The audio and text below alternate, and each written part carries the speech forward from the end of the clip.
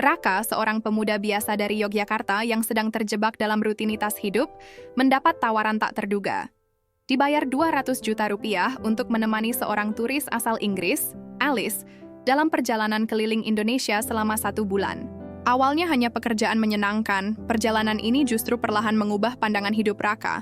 Namun ketika rahasia masa lalu Alice mulai terkuak, hubungan mereka diuji oleh kebenaran yang tak terduga. Apakah perjalanan ini hanya soal uang, atau justru tentang menemukan makna hidup?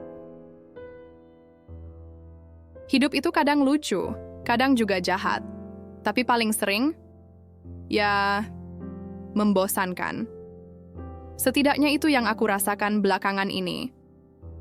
Namaku Raka. 26 tahun. Lahir dan besar di Yogyakarta. Pekerjaan? Ya bisa dibilang apa saja yang bisa dibayar. Dulu, sempat kerja di biro travel kecil, tapi bangkrut. Sekarang lebih sering jadi freelance guide. Kadang nemu klien dari Instagram, kadang dari kenalan, kadang juga dari aplikasi yang lebih sering dipakai buat cari jodoh, tapi aku pakai buat cari duit. Ironi hidup, kan? Hari itu aku duduk di angkringan langganan, dekat stasiun Tugu. Malam-malam begini, wedang jahe dan nasi kucing memang juara. Sambil scroll HP, mataku terpaku pada saldo tabungan, 128.000. Pas banget buat hidup 2 hari ke depan, kalau nggak jajan macem-macem. Raka, aku mendongak. Suara itu nggak asing. Dito, teman lama waktu masih kerja di biro dulu. Sekarang, dia kerja di agen perjalanan yang katanya khusus melayani turis berduit. Toh, duduk, kataku. Geser-geser dikit, biar dia bisa duduk di bangku kayu yang udah mulai goyah. Masih jadi pemandu gembel ya? Ejeknya sambil ketawa kecil. Loh, lebih baik gembel tapi jujur daripada... Aku berhenti. Daripada sok kaya, padahal utang. Lanjutku sambil nyengir. Kami ketawa. Obrolan ngalor ngidul, dari mantan sampai urusan politik yang nggak pernah kita seriusin. Sampai akhirnya Dito nyodorin sesuatu yang nggak kuduga. Gua ada tawaran buat lo, katanya. Suara jadi lebih serius. Aku memandangnya, setengah curiga, setengah penasaran. Temenin turis jalan-jalan sebulan. Keliling Indonesia. Full dari Jawa sampai Papua. Aku hampir ketawa. Gue freelance guide, bukan agen travel. Kalau ada proyek besar, kasih aja ke anak-anak kantor lo. Dito geleng. Ini beda, Kak. Turisnya minta pendamping pribadi. Bukan sekadar guide, kayak partner jalan. Orangnya cewek, dari Inggris. Baru lulus kuliah, nyari petualangan hidup, katanya. Aku ngelirik, masih skeptis. Kenapa gue? Karena dia minta orang lokal yang bisa bahasa Inggris, ngerti budaya, dan nggak terlalu kaku. Lo cocok. Aku masih mikir. Rasanya aneh. Kayak skenario film-film random Netflix. Cewek bule, keliling Indonesia, ditemani cowok lokal yang nggak punya masa depan jelas. Endingnya, biasanya nggak realistis. Bayarannya, kata Dito, 200 juta. Aku beku. Maaf? 200 juta. Syaratnya lo harus ikut terus, sebulan penuh. Tiket, penginapan, makan, semua ditanggung. Dan lo harus jaga dia kayak bodyguard lah, tapi yang bisa bikin dia ketawa juga. Aku nyengir. Gue bukan badut toh. Serius kah? Dia orangnya agak unik. Nggak banyak bicara, tapi kalau udah buka suara, bisa bikin lo pening. Tapi klien premium. Keluarganya punya banyak duit, dan lo cuma perlu pastiin dia nggak kenapa-kenapa. Kenapa nggak lo aja yang nemenin? Gue udah ditolak. Katanya tampang gue mirip dosen psikologi dia yang nyebelin. Aku nggak bisa nggak ketawa. Tapi di balik tawa, itu pikiranku mulai berisik, 200 juta. Buatku yang kadang makan mie instan 2 kali sehari, itu angka yang cuman muncul di imajinasi atau di undian yang nggak pernah aku menangkan. Tapi, aneh aja, gumamku. Kenapa cewek Inggris mau jalan sama orang yang baru dikenal? Katanya, dia mau melihat Indonesia dari kacamata orang lokal, biar nggak sekadar foto-foto candi dan pantai. Aku masih ragu. Tapi, rasa lapar dan saldo rekening seringkali jadi motivator paling jujur dalam hidup. Akhirnya, aku bilang, oke, tapi gue mau lihat dulu data dan fotonya. Dito mengangguk dan membuka ponselnya. Dia menunjukkan satu file PDF dan beberapa foto. Nama, Alice Montgomery. Umur, 24 tahun. Lulusan University of Leeds. Hobi, hiking, membaca, dan menghindari manusia sebisa mungkin. Iya, itu ditulis beneran di profilnya. Foto pertamanya, cewek bule berambut pirang, pakai kacamata hitam, Senyum setengah, di latar belakang ada pegunungan. Mungkin Swiss dot. Foto kedua, lagi duduk di tepi pantai, rambutnya tertiup angin, tatapannya kosong. Foto ketiga, selfie dengan kucing. Baru di sini aku lihat dia senyum lebar. Jujur aja, manis juga. Alice, gumamku. Namanya kayak karakter film. Besok dia mendarat di Jogja. Lo siap, kan? Aku menelan ludah. Rasanya seperti mau naik roller coaster yang belum pernah dicoba sebelumnya. Siap, jawabku akhirnya. Dan disitulah, tanpa benar-benar sadar, hidupku berubah. Pagi itu, aku berdiri di Bandara Adi Sucipto dengan kemeja yang disetrika semalam dan celana jeans terbaik yang kupunya, yang artinya satu-satunya yang belum bolong. Di tangan kanan, aku bawa kertas bertuliskan Alice Montgomery dengan huruf kapital. Rasanya kayak sopir rental mobil yang nunggu tamu hotel. Perutku mules, bukan karena lapar, tapi karena deg-degan. Aku belum pernah ketemu orang asing yang harus kuajak keliling sebulan penuh. Biasanya, klienku cuma butuh 1 atau 2 hari. Ini, kayak reality show, tapi tanpa kru dan tanpa skrip. Pintu kedatangan internasional terbuka.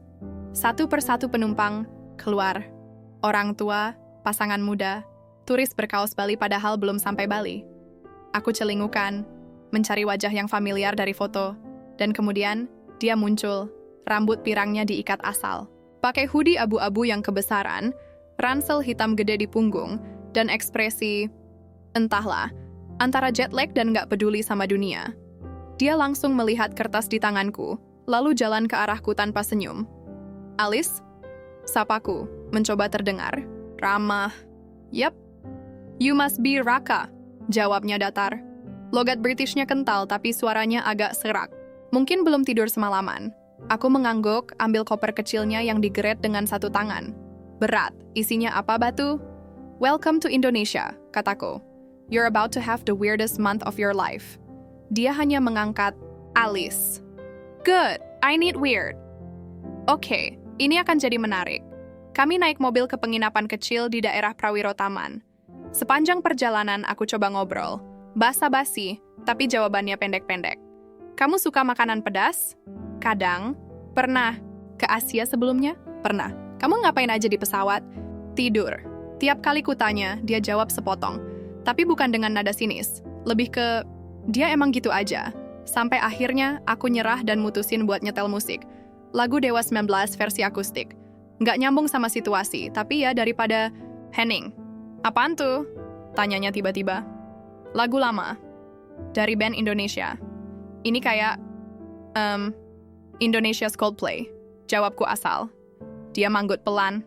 I like it. Sounds honest. Itu komentar pertama yang terdengar lebih manusiawi dari dia sejak turun dari pesawat. Setelah check-in dan mandi, kami jalan sore ke Malioboro. Aku ajak dia ke warung lesehan, duduk di tikar, makan nasi gudeg. Ini ayam, ini krecek. You okay? With spicy? Alice menatap piringnya curiga, lalu mencicipi. Ekspresinya berubah. It's sweet, katanya bingung. Aku ketawa. Gudeg, manis emang. Ini Jogja, bukan Padang.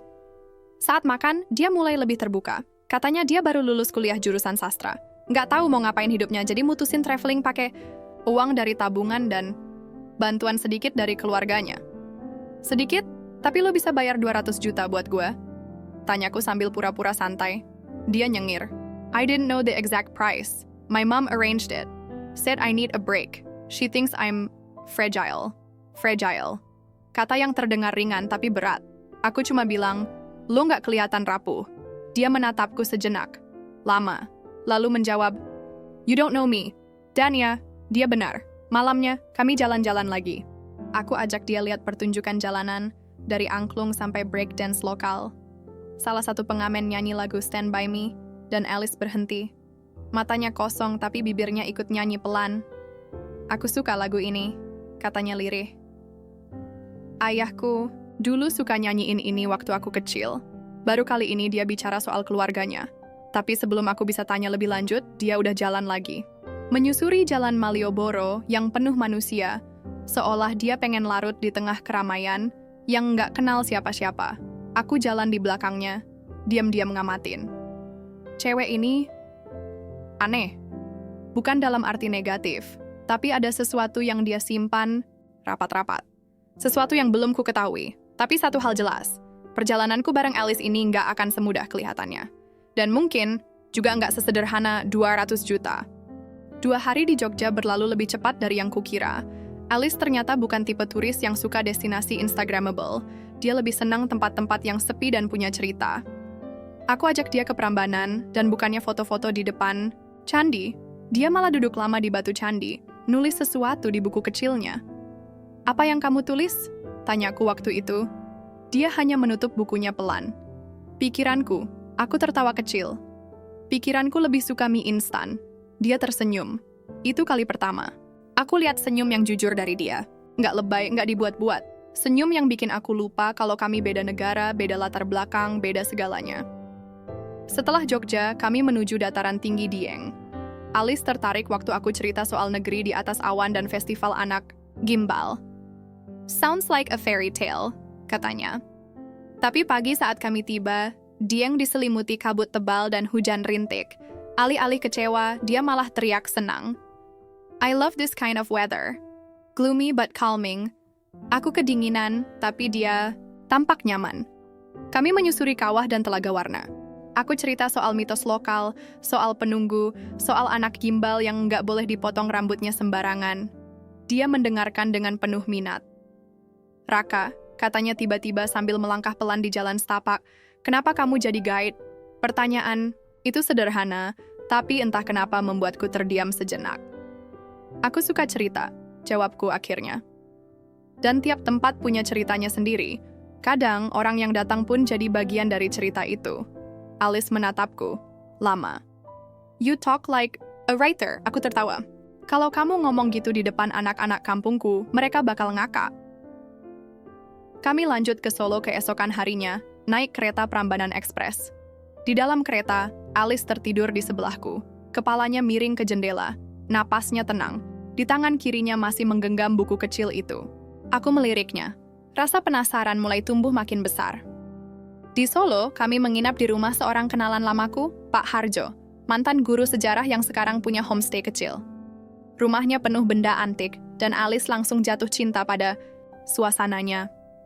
Malam itu, kami duduk di teras. Pak Harjo cerita soal zaman penjajahan, tentang kereta uap pertama, dan tentang perjuangan lokal yang jarang ditulis di buku sejarah. Alice mendengarkan seperti anak kecil yang lagi dibacakan dongeng. Setelah Pak Harjo masuk ke dalam, Alice berkata pelan, "I never felt this connected with a stranger." Aku memandangnya. Kadang justru orang asing yang bisa bikin kita merasa didengar.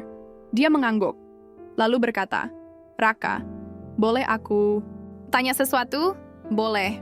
"Orang tua kamu?" Aku terdiam sebentar, lalu jawab, "Mereka udah nggak ada. Bapak meninggal waktu aku SMA, ibu menyusul setahun kemudian. Kecelakaan motor." Alice diam, matanya mengecil, seolah mencoba menyerap informasi itu perlahan. Aku tumbuh sendiri. Ada saudara jauh, tapi aku lebih nyaman hidup sendiri, lanjutku. Kehilangan bikin kita kuat, tapi juga dingin. Alice masih diam. Lalu, dengan suara nyaris tak terdengar, dia berkata, "I know the feeling." Aku nggak tanya lebih lanjut. Karena kali ini aku tahu, kalau seseorang bicara pelan, bukan karena dia ragu, tapi karena luka itu masih terlalu dekat. Keesokan paginya, sebelum kami berangkat ke Surabaya, aku melihat Alice duduk di ayunan kecil di halaman homestay. Buku kecil itu di pangkuannya. Dia nggak menulis, hanya menatap kosong ke langit pagi yang mulai cerah. Aku duduk di sebelahnya. "Kalau nanti perjalanan ini selesai," katanya tanpa menoleh, "apa kamu akan lupa aku?" Pertanyaan itu mengejutkanku. Tapi aku pura-pura santai. Ya tergantung, kamu nyebelin atau enggak. Dia tertawa kecil. "Serius, Ra?" Aku diam sejenak. Nggak tahu. Tapi yang jelas, setiap orang yang aku temani di perjalanan pasti ninggalin bekas. Bahkan yang cuma nanya harga sate di pinggir jalan. Alice mengangguk. "Aku cuma takut jadi orang yang lewat. Di hidup siapapun. Kayak bayangan. Dan untuk pertama kalinya, aku sadar, perjalanan ini bukan sekadar wisata. Alice sedang mencari sesuatu, atau mungkin sedang kabur dari sesuatu. Hari itu, kami naik kereta lagi menuju kota berikutnya. Tapi di dalam hati, aku tahu, ini bukan sekadar rute wisata. Ini semacam perkenalan pelan-pelan antara dua manusia yang tadinya asing, tapi kini mulai saling mengisi ruang kosong satu sama lain, dan perjalanan masih panjang.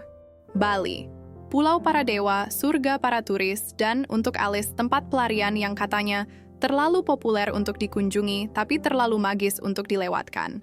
Kami tiba di Denpasar dengan feri dari Banyuwangi setelah semalam menginap di homestay sederhana dekat Kawah Ijen. Alice sempat terpukau melihat api biru di tengah malam. Dia nggak banyak bicara setelah itu. Seolah ada sesuatu di kawah itu yang dia bawa diam-diam dalam pikirannya.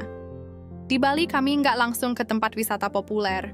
Aku tahu Alice nggak suka keramaian. Jadi aku ajak dia ke daerah Sideman, sebuah desa tenang di kaki Gunung Agung. Hamparan sawah, suara burung, dan aroma tanah basah dari hujan kemarin menyambut kami. Finally, katanya sambil menghirup udara dalam-dalam, a place that doesn't want to impress me. Aku tertawa. Kalau tempat bisa ngomong, Bali bagian ini mungkin malah bilang, lo yang harus bersyukur bisa ke sini. Alice tersenyum, tapi senyum itu lelah. Kami menginap di pondok bambu dengan pemandangan sawah. Malam itu, hujan turun lagi. Aku dan Alice duduk di beranda, makan tempe goreng dan minum teh panas. Hening. Tapi bukan hening yang canggung, hening yang nyaman. Kadang, diam bisa jadi bentuk komunikasi paling tulus. Raka, katanya tiba-tiba, suaranya pelan. Kalau kamu punya kesempatan kabur dari hidup kamu sekarang, kamu bakal kabur kemana? Aku menoleh, menatap matanya yang kosong. Nggak tahu, jawabku jujur. Mungkin aku bukan tipe orang yang kabur, lebih ke menerima dan ngikutin arus. Alice mengangguk pelan. Aku udah kabur, tapi rasanya aku masih dikejar. Aku nggak jawab. Karena kali ini aku tahu, apapun yang dia kabur dari situ, itu bukan tentang tempat, tapi tentang luka yang masih belum sembuh. Besoknya kami pergi ke Pura Besaki. Pagi-pagi sekali biar nggak terlalu ramai. Alice memakai selendang yang disediakan pengelola. Dia kelihatan tenang, hampir seperti bagian dari tempat itu. Di depan gerbang pura, dia berhenti. Aku percaya Tuhan, katanya tiba-tiba. Tapi kadang aku marah, aku menatapnya. Marah karena apa? Karena dia biarkan hidupku berantakan. Karena dia diam waktu semuanya runtuh. Karena dia nggak mencegah, dia berhenti. Napasnya berat. Karena dia nggak mencegah ayahku meninggal, lanjutnya lirih. Aku menunduk. Akhirnya, cerita itu keluar juga. Dia meninggal 2 tahun lalu. Serangan jantung. Tiba-tiba, aku lagi di luar negeri, dan dia sendirian waktu itu. Alice duduk di undakan batu pura. Matanya berkaca-kaca, tapi nggak ada air mata yang jatuh.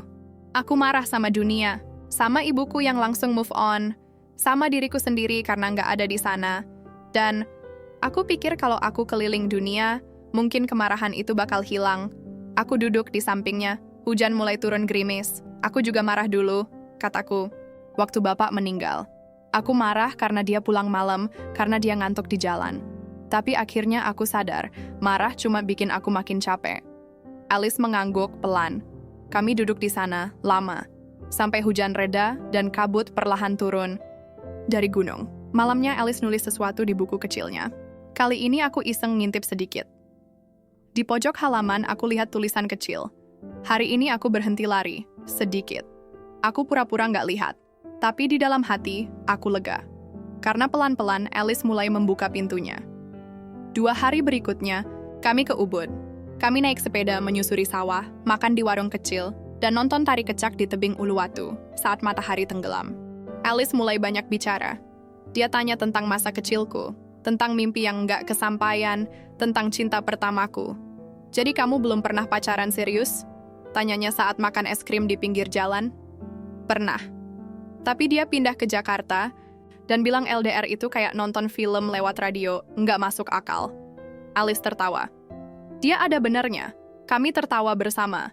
Dan saat itu aku merasa nyaman. Bukan nyaman yang pura-pura, tapi nyaman yang hangat dan jujur. Tapi aku juga tahu, kenyamanan ini sementara, karena di balik tawa Alice aku masih bisa lihat sisa luka. Dan meskipun dia mulai terbuka, ada bagian dari dirinya yang tetap terkunci. Dan aku mulai takut. Takut kalau aku terlalu jauh masuk, lalu ditinggal lagi. Takut kalau perjalanan ini berakhir, dan yang tersisa cuma kenangan yang terlalu berat untuk dilupakan. Tapi perjalanan ini belum selesai. Dan di ujung Bali, saat kami duduk di pasir pantai Amed, Alice menatap laut dan berkata pelan, "Next we go to Flores, right?" Aku mengangguk. "Great. I heard the dragons there bite." Aku tertawa. "Tenang, kalau kamu digigit, aku udah siapin obat rabies." Dia tersenyum. "Kali ini, lebih lebar dari sebelumnya.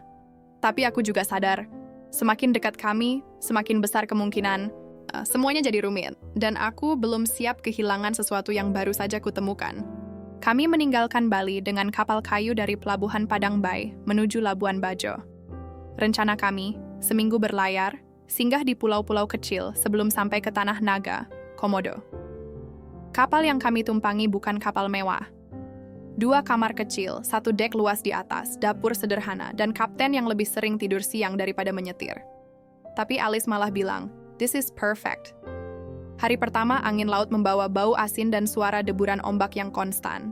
Kami duduk di dek, kaki menjuntai ke laut biru yang luas, sementara langit menggantung awan tipis seperti kapas.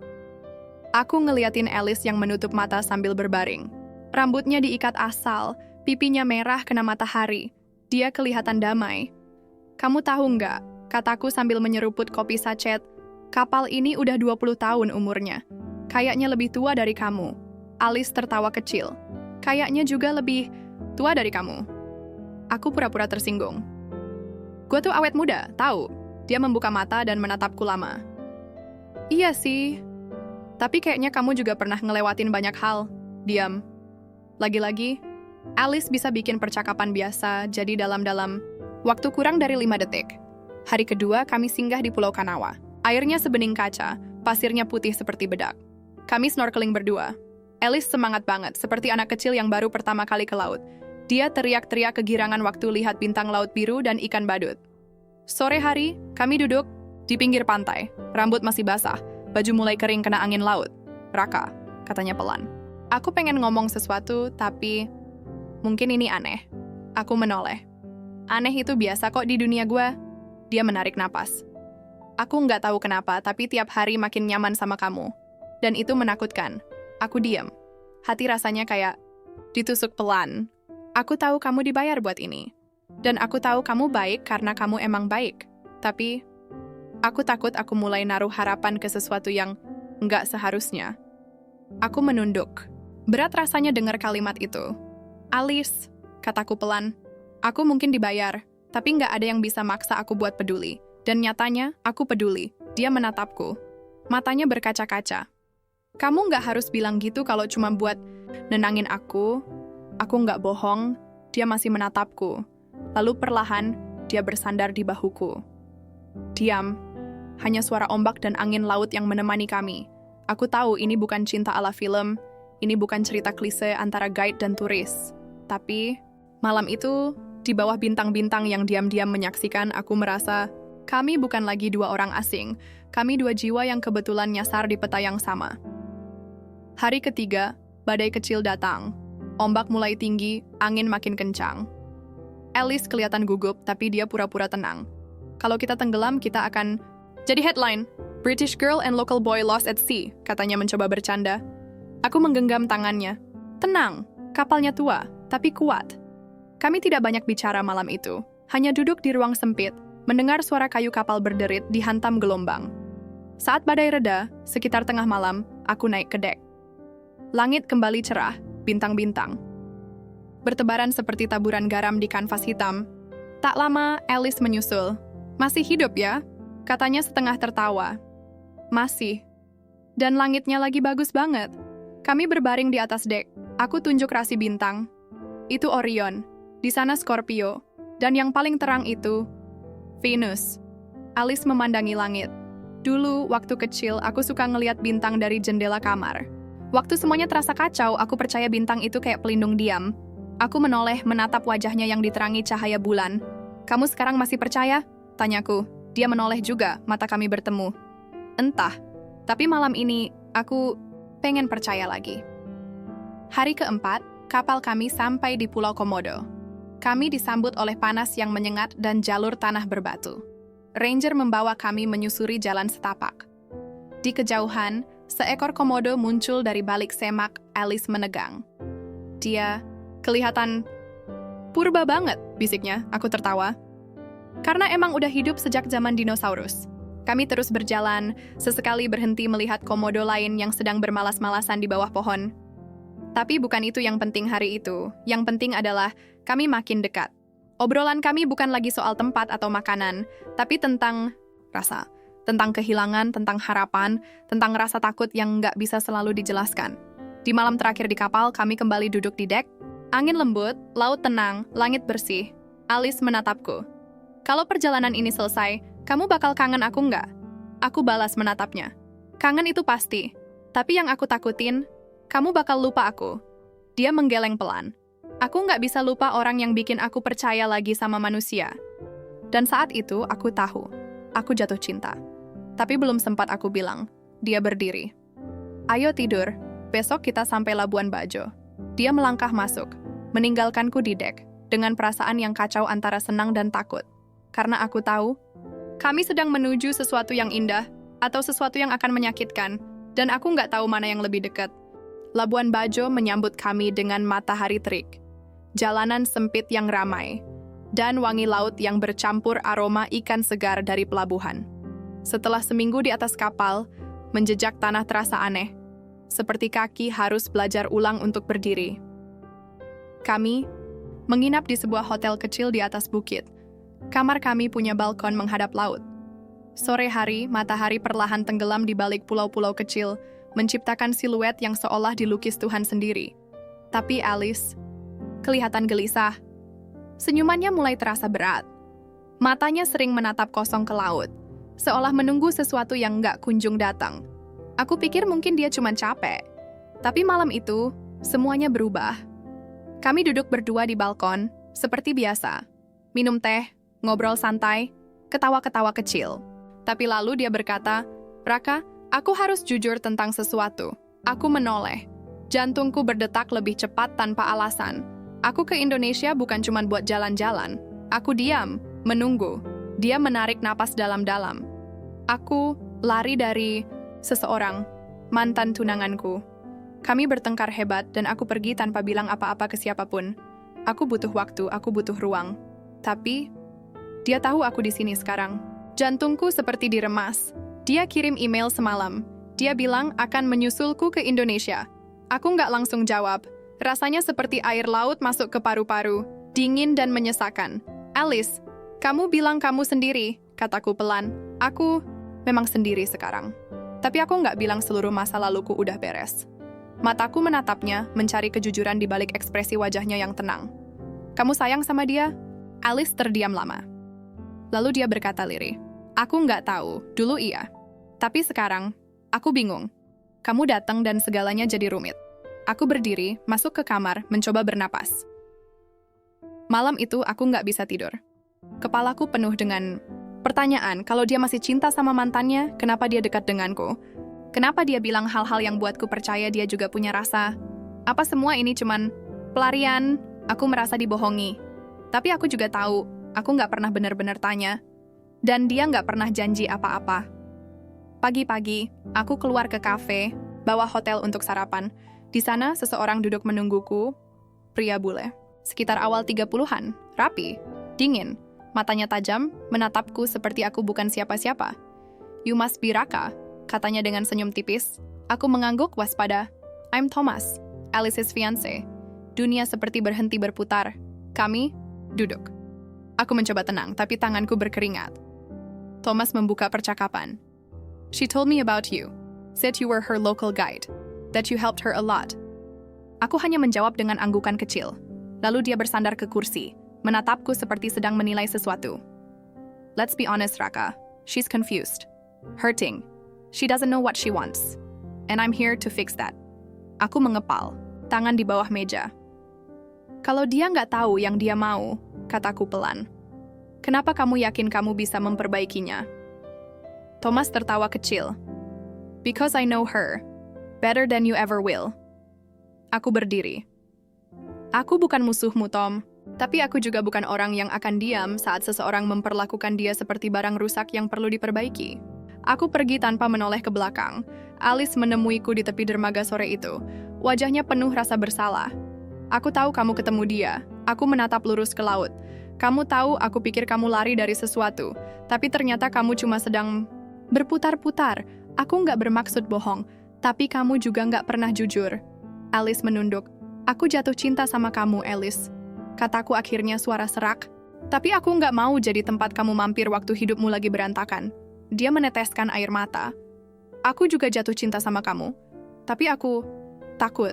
Aku nggak tahu ini nyata atau cuma bagian dari pelarian. Aku melangkah menjauh. Kalau kamu udah tahu jawabannya, kataku sebelum pergi. Aku masih di sini. Tapi kalau enggak, biar cerita ini cukup sampai Labuan Bajo. Malam itu aku duduk sendiri di balkon hotel. Bintang-bintang ada di atas sana, tapi langit malam terasa kosong. Seperti perasaanku. Dan untuk pertama kalinya selama perjalanan ini, aku berharap aku nggak pernah menerima tawaran 200 juta itu. Aku bangun pagi-pagi, bukan karena alarm, tapi karena perasaan berat di dada. Sudah 2 hari sejak percakapan itu. Sejak aku dan Alice memilih diam, masing-masing tenggelam dalam pikiran sendiri. Alice pindah kamar. Katanya biar nggak canggung. Tapi aku tahu itu caranya untuk mundur pelan-pelan. Dan aku nggak tahu harus tetap berharap atau menyerah saja. Aku duduk di balkon, kopi pahit di tangan, mata menerawang ke pelabuhan, kapal-kapal kecil bergerak pelan seolah waktu di tempat ini berjalan lebih lambat, tapi pikiranku justru lari ke mana-mana. Sampai akhirnya resepsionis hotel memanggilku. Mas Raka, ada titipan dari tamu kamar 204. Itu kamarnya Alice. Aku membuka amplop kecil coklat itu dengan jantung berdebar. Untuk Raka, yang mungkin akan membaca ini, atau mungkin tidak. Aku bingung harus mulai dari mana. Tapi aku akan coba. Pertama, maaf. Karena aku datang ke hidupmu dengan separuh luka yang belum sembuh. Aku ingin kuat, ingin terlihat baik-baik, Wansh. Saja, padahal sebenarnya aku hanya berusaha bertahan. Aku pergi ke Indonesia bukan hanya untuk melihat keindahan alamnya, tapi untuk mencari kembali bagian dari diriku yang hilang. Bagian yang pernah percaya, pernah tertawa lepas, pernah merasa cukup hanya dengan duduk diam bersama seseorang tanpa perlu berkata apa-apa. Dan anehnya, aku menemukan itu di kamu. Aku tahu ini bukan cerita yang ideal. Aku tahu aku datang dengan masa lalu yang masih membayangi. Tapi kamu berhasil membuatku lupa sejenak bahwa hidup ini pernah menyakitkan. Kamu mengajakku menertawakan hal-hal sederhana. Kamu membuatku merasa dilihat. Tanpa dihakimi. Tapi aku juga tahu aku belum selesai dengan diriku sendiri. Dan aku nggak bisa menyeret kamu ke dalam badai yang bahkan aku sendiri belum tahu arah anginnya kemana. Thomas datang bukan untuk merebutku. Dia datang untuk mengingatkanku bahwa aku punya pilihan. Dan kamu membuatku sadar bahwa aku juga punya harapan. Jadi hari ini aku mau memilih. Aku akan kembali ke Inggris. Bukan untuk kembali padanya, tapi untuk menyelesaikan yang belum selesai. Aku harus menutup pintu itu baik-baik sebelum aku bisa membuka pintu yang baru. Kalau kamu masih mau membukanya bersamaku nanti. Kalau kamu masih ada, tunggulah sedikit lagi. Dan kalau kamu nggak bisa, nggak apa-apa. Aku tetap bersyukur pernah punya waktu bersamamu. Terima kasih Raka. Untuk tawa, pelukan, cerita, dan kopi sachet tiap pagi. Alice. Aku selesai membaca dan diam lama. Ada rasa perih. Tapi juga lega. Surat itu seperti pelukan dari jauh. Hangat, jujur, tapi tidak menuntut. Aku menatap langit. Untuk pertama kalinya, aku nggak marah. Aku nggak ingin menahan Alice. Karena aku tahu, kadang cinta bukan tentang siapa yang tinggal, tapi siapa yang berani pergi untuk kembali dengan versi diri yang lebih utuh. Sore itu, aku melihatnya dari kejauhan. Di pelabuhan, dengan ransel di punggung, rambut dikepang, mengenakan kaos lusuh favoritnya yang bertuliskan, I just want noodles and sleep. Dia menatapku dari jauh. Kami saling tersenyum. Dia nggak perlu lari ke arahku. Aku juga nggak perlu menahannya. Kami cukup berdiri di tempat masing-masing, saling paham tanpa kata.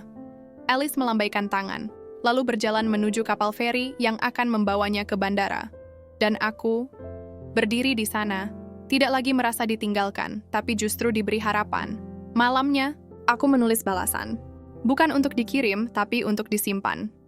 Alice, kalau kamu membaca ini, entah kapan, aku cuma mau bilang, kamu boleh pergi sejauh yang kamu mau, tapi kamu nggak akan pernah benar-benar hilang dari hidupku. Kalau kamu kembali, aku akan ada di sini. Bukan sebagai orang yang menunggumu dengan luka, tapi sebagai orang yang paham kenapa kamu harus pergi. Terima kasih juga. Untuk cerita, laut, dan semua hal yang enggak bisa aku tulis, karena terlalu dalam untuk diucapkan. Raka. Beberapa hari, kemudian aku kembali ke Jakarta.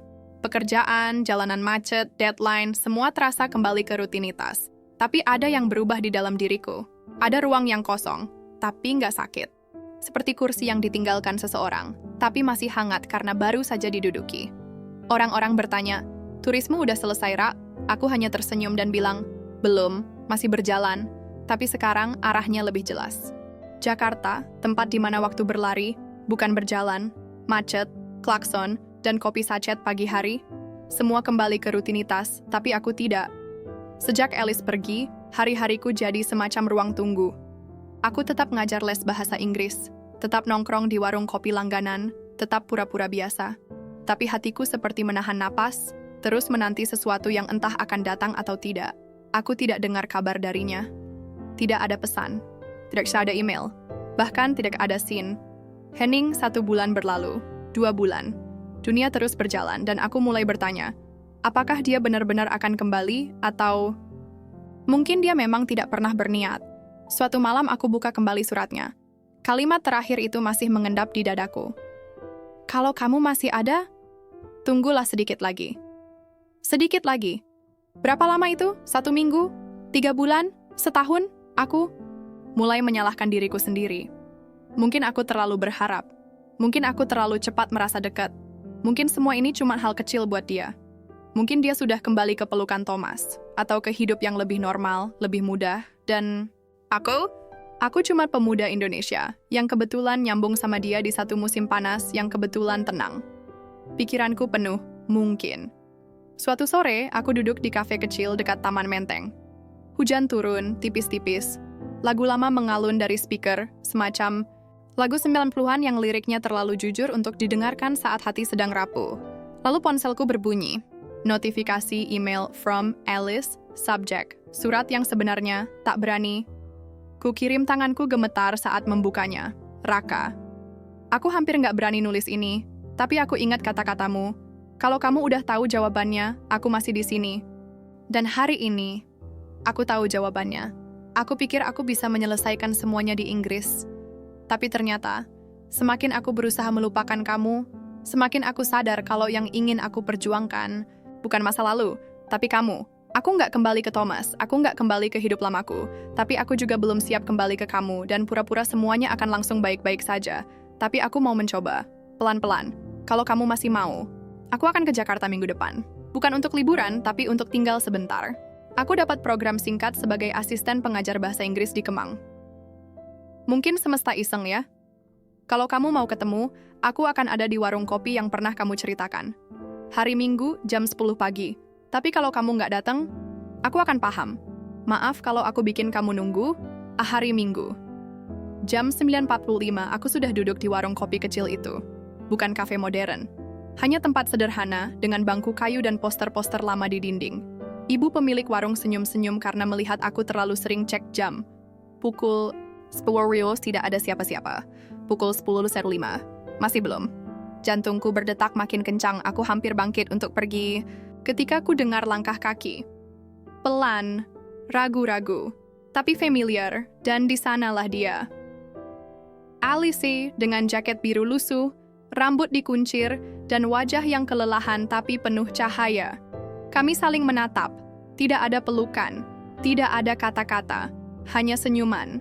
Kecil, tapi cukup untuk menenangkan semua badai yang pernah datang. Dia duduk di depanku. "Hening sebentar, aku pesan kopi hitam ya," katanya, setengah canggung. Aku tertawa kecil. Warung ini cuma punya satu jenis kopi, tapi enak. Dia mengangguk. "Pas banget, aku cuma butuh satu hal yang pasti hari ini." Kami saling pandang lagi. Lama. "Alice." "Carty," kataku akhirnya. "Aku nggak tahu harus mulai dari mana." Dia tersenyum. Mulai dari satu teguk kopi, lalu sisanya kita susun pelan-pelan. Pagi itu, di warung kecil Jakarta, kami tidak kembali seperti dulu. Kami memulai lagi. Bukan dari nol, tapi dari titik di mana kami berani saling memilih. Bukan karena butuh, bukan karena lari, tapi karena ingin. Dan itu cukup untuk hari itu. Hari-hari setelah pertemuan di warung kopi itu terasa seperti lembaran baru yang masih kosong. Tapi ada semangat yang berbeda. Sebuah keberanian kecil untuk mencoba tanpa janji yang berat. Jakarta, dengan segala hiruk-pikuknya, jadi saksi awal. Perjalanan kami yang baru. Bukan lagi sebagai pelarian atau pengalihan, tapi sebagai pilihan sadar. Alice mulai bekerja di sebuah lembaga kursus bahasa Inggris di Kemang. Aku sering mampir membawa kopi, atau sekadar untuk mencuri waktu bertemu setelah aktivitasnya selesai. Kami ngobrol tentang hal-hal kecil, pekerjaan, makanan, musik favorit. Terkadang kami juga berbagi cerita masa lalu, tapi kali ini dengan hati yang lebih terbuka dan tanpa rasa takut. Suatu sore, saat hujan rintik-rintik, kami duduk di balkon apartemen Alice yang sederhana. Dia memasak mie instan, gaya khasnya saat malas memasak makanan berat. "Raka, aku takut," katanya tiba-tiba. Aku meletakkan sendokku. "Takut apa?" "Aku takut kita cuma baik-baik saja hari ini, tapi besok enggak. Aku takut luka lama datang lagi, dan aku nggak siap." Aku mengangguk, memahami. Kita nggak bisa janji nggak sakit, tapi kita bisa janji untuk tetap coba, walau jatuh, walau kecewa, jawabku. Dia tersenyum kecil. "Kamu selalu tahu kata-kata yang tepat. Kadang-kadang aku cuma menebak-nebak," aku bercanda. Hari-hari kami berjalan pelan tapi pasti. Kadang kami berkelahi soal hal kecil. Dia yang terbiasa hidup teratur, dan aku yang cuek soal waktu. Tapi kami belajar memahami, bahkan dari perbedaan itu, aku juga mulai mengajarkan dia tentang Jakarta dari sisi orang lokal.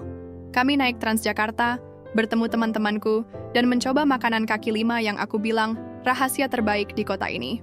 Alice selalu tertawa setiap kali aku bereksperimen dengan bahasa Indonesia yang belum sempurna dia kuasai. Salah satu momen paling berkesan adalah saat kami pergi ke Taman Mini Indonesia Indah. Aku lihat matanya berbinar-binar, kagum dengan replika, rumah adat dan keragaman budaya Indonesia. "Raka, aku mau belajar lebih banyak tentang negaramu. Ini indah sekali. Aku bangga tapi juga terharu. Ini bukan cuma tempat wisata, Alice. Ini rumahku, dan aku ingin kamu merasa di rumah." Dia menggenggam tanganku, lembut. Meskipun bahagia, aku tahu perjalanan kami belum selesai. Ada masa lalu yang belum benar-benar pergi, ada luka yang harus sembuh, dan ada rasa takut yang harus kami lawan bersama. Tapi untuk pertama kalinya, aku merasa kami punya kesempatan yang nyata. Aku menatap langit malam dari balkon apartemen. Bintang-bintang kelihatan samar karena cahaya kota. Tapi aku tahu, di balik gelap itu, ada harapan yang perlahan tumbuh. Pelan-pelan kita, aku berbisik, dan aku percaya, pelan-pelan itu sudah cukup untuk memulai segalanya. Langit Jakarta malam itu cerah, meski suhu udara tetap lembab seperti biasa. Aku duduk di balkon apartemen Alice, menatap lampu kota yang berkelap-kelip seperti ribuan mata kecil yang tak pernah tidur. Sudah hampir setahun sejak Alice kembali. Setahun penuh dengan tawa, air mata, pertengkaran kecil, dan pelukan hangat. Setahun yang mengajarkanku arti kata sabar dan percaya. Hari itu, aku mendapat kabar dari Alice bahwa dia mendapat tawaran beasiswa untuk melanjutkan studi di Inggris, negara asalnya. Tawaran itu datang saat aku sedang berpikir keras soal masa depan kami. Kami duduk berdua, berhadapan di ruang tamu kecil yang penuh kenangan. "Alice, kamu mau ke Inggris?" Aku bertanya. Dia mengangguk. "Ini kesempatan yang nggak boleh aku lewatkan. Tapi aku nggak mau pergi tanpa kamu." Aku menarik napas panjang. "Aku juga nggak mau kehilangan kamu lagi." Percakapan itu membuka babak baru dalam hubungan kami. Kami tahu, jarak akan datang lagi. Namun kali ini, kami memutuskan untuk menjalani bukan sebagai pelarian, bukan sebagai penantian yang penuh tanda tanya, tapi sebagai komitmen nyata. Kami berjanji akan saling mendukung, tetap terbuka, dan percaya, meskipun terpisah ribuan kilometer. Hari keberangkatan Alice tiba.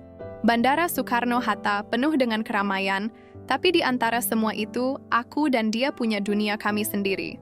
"Kamu harus janji," aku berbisik, menggenggam tangannya erat. "Aku janji," jawabnya dengan mata berkaca-kaca. Kami berpelukan lama. Satu pelukan yang penuh janji dan harapan. Di pesawat, Alice menatap jendela, menyimpan kenangan yang baru saja kami ciptakan.